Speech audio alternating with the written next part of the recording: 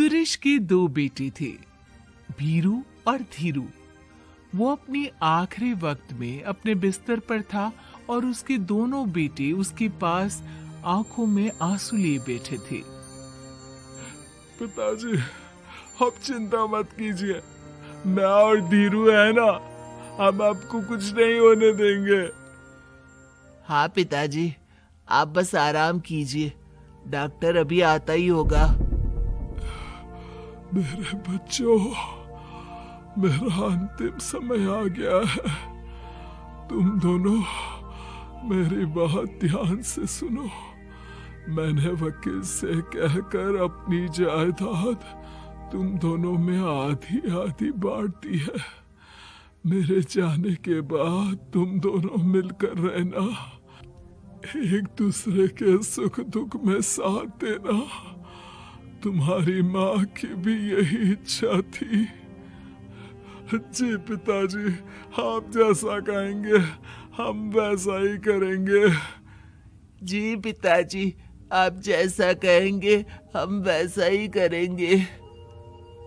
और सुरेश उन्हें छोड़कर चला जाता है।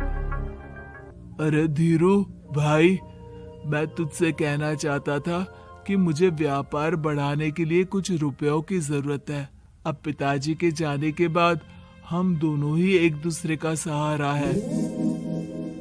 पिता के जाने के कुछ दिनों के बाद दोनों भाइयों की जिंदगी धीरे धीरे सामान्य हो जाती है।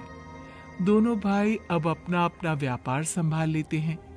दोनों एक ही घर में तो रहते हैं, लेकिन अब उनके रिश्ते में पहले जैसी बात नहीं रहती। भीरू शुरू से ही लालची था, इसलिए सुरेश ने पहले ही उन दोनों में प्रॉपर्टी का हिस्सा बांटकर लड़ाई की गुंजाइश खत्म कर दी थी। लेकिन पिताजी के जाने के बाद भीरू का लालच बढ़ने लगा। हाँ भैया, आप बताइए कि मैं आपकी किस तरह से मदद कर सकता हूँ। मुझसे जो बन पड़ेगा मैं करूँगा। अच्छा तो भाई, तू ना मुझे अपनी गाय दे दे। वैसे भी तू पढ़ा लिखा मॉडर्न लड़का है, भला तू गाय का करेगा क्या? लेकिन इससे मेरी ना बहुत मदद हो जाएगी। ठीक है भैया, आखिर भाई ही तो भाई के काम आता है। आप ले लीजिए मेरी गाय और उसे बेचकर आप उन रुपयों को अपने व्यापार में लगा लेना। बस फिर क्या था, भीरू अपने लालच की वजह से आए दिन धीरू से किसी न किसी बहाने पैसे या कीमती सामान ऐंठता रहता और बेचारा सीधा सादा धीरू उसकी मदद कर दिया करता। इसी तरह 2 साल बीत जाते हैं और दोनों भाई शादी कर लेते हैं। शादी होने के साथ ही अपनी बीवी के कहने पर भीरू अपना हिस्सा अलग कर लेता है।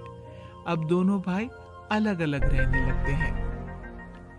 अरे साधना, ये देखो, मैंने आज ही एक बड़ी डील साइन की है। ये शहर का सबसे बड़ी फैक्ट्री का मालिक है। इसके साथ व्यापार करके मेरे व्यापार में दिन दुनी रात चौगुनी तरक्की होगी। लेकिन इसकी बस एक ही शर्त है, अगर इसे हर हफ्ते सामान की पेमेंट नहीं दूंगा तो मुझे इसे जुर्माने के तौर पर बहुत बड़ी रकम देनी होगी। ये तो बड़ी ही चिंता की बात लगती है जी। अरे चिंता कैसी, मैंने पहले ही हिसाब लगा लिया है।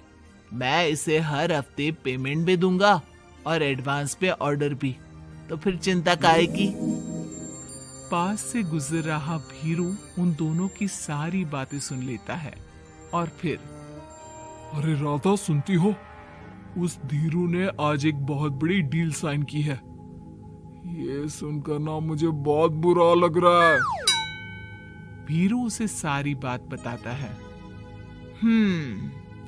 तो ऐसे हाथ पे हाथ रख के गुस्सा करने से क्या होने वाला है? आप तो उस डील की कमजोर कड़ी जानती ही है, तो मारिए हथौड़ा। अगले दिन धीरू के घर में चोरी होती है और उसमें उसके वो रुपए भी चले जाते हैं जो धीरू डील के मुताबिक क्लाइंट को देने वाला था। फिर शर्त के हिसाब से धीरू को जुर्माने की रकम देने के लिए अपना घर गिरवी रखना पड़ता है और उसका व्यापार भी बंद हो जाता है। सुनिए जी, आप दिल छोटा मत कीजिए। आप कोई ऐसा बिजनेस कीजिए जिसे आप जल्दी से जमा सके और कम पैसों से भी शुरू कर सके। आप फल सब्जियों का व्यापार शुरू कीजिए। तुम ठीक कहती हो।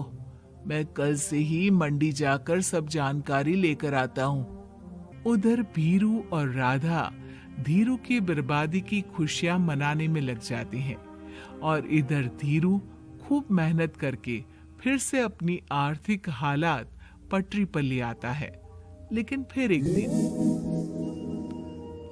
अजी सुनती हो, तुम यहाँ पर उसके बर्बाद होने की गलत फहमी में खुश हुए जा रहे थे और तुम्हारे भाई का फल सब्जियों का व्यापार बड़ा अच्छा चल निकला है। मैं अभी बाजार में उसकी दुकान देख कर आ रही हूँ। अरे भीड़ लगी हुई थी वहां तो फिर जल्दी से अपने खुराफाती दिमाग से कोई आइडिया निकालो इस मुसीबत का। आइडिया तो बहुत अच्छा है मेरे दिमाग में। अपने भाई से कह के इसके गोदाम में चूहे डलवा दूंगी, फिर देखना नजारा। राधा की चालाकी से धीरू का ये काम भी ठप हो जाता है। अब धीरू और उसकी पत्नी के लिए उधार पर जीने के अलावा कुछ नहीं बचा था। बेचारा ईमानदार धीरू अपने भाई भाभी की चालाकी की वजह से बहुत बुरे दिन काट रहा था। मैं तो बिल्कुल बर्बाद हो गया साधना।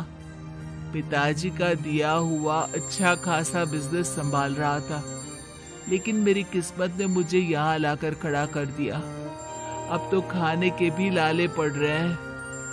कोई नौकरी भी इतनी आसानी से नहीं मिल रही। मुझे माफ कर दो। मेरे साथ रहकर तुम्हें भी ये दिन देखने पड़ रहे हैं। देखिए जी, आप दिल छोटा मत कीजिए। भगवान कोई ना कोई रास्ता जरूर खोल देगा हमारे लिए। और मेरे दिमाग में तो एक अच्छा आइडिया आ भी गया। मैं बचपन से ही अपनी दादी, नानी और माँ को एक खास तरह का अचार बनाती देखती आई हूँ। वो अचार जितना टेस्टी होता है उतना ही उसे बनाना मुश्किल भी, लेकिन एक बार बन जाने पर वो जल्दी खराब भी नहीं होता जी। वो अचार सिर्फ हमारे ही गांव में बनता था, जिसे खरीदने के लिए दूर दूर से लोग आते थे। मैं सोचती हूँ वही अचार बनाने का काम हम शुरू करें तो। मैं बनाया करूंगी और आप उसे मार्केट में बेच आया करना।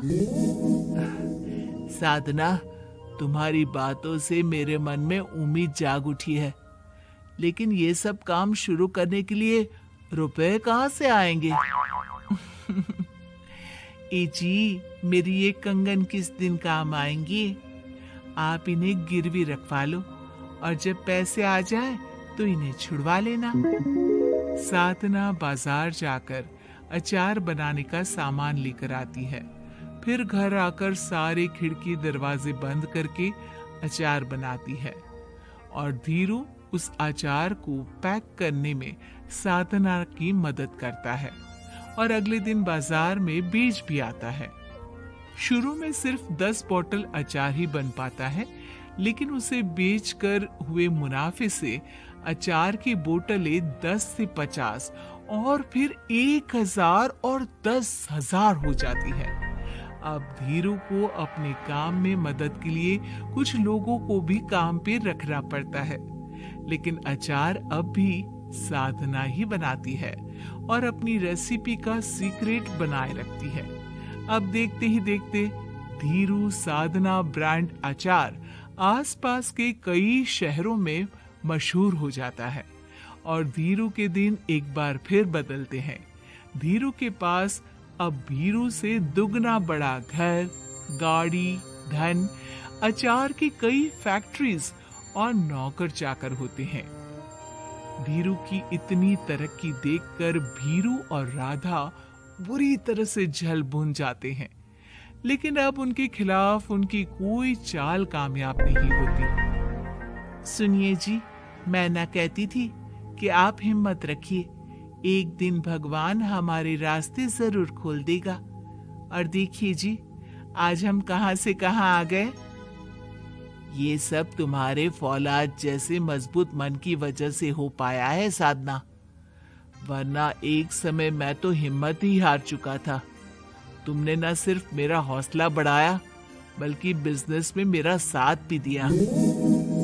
जहां एक तरफ धीरू और साधना अपनी मेहनत और हौसले से बहुत तरक्की कर चुके थे, वहीं दूसरी तरफ वीरू और राधा के लालच और धोखेबाजी की वजह से वो इनकम टैक्स वालों की नजरों में आ चुके थे।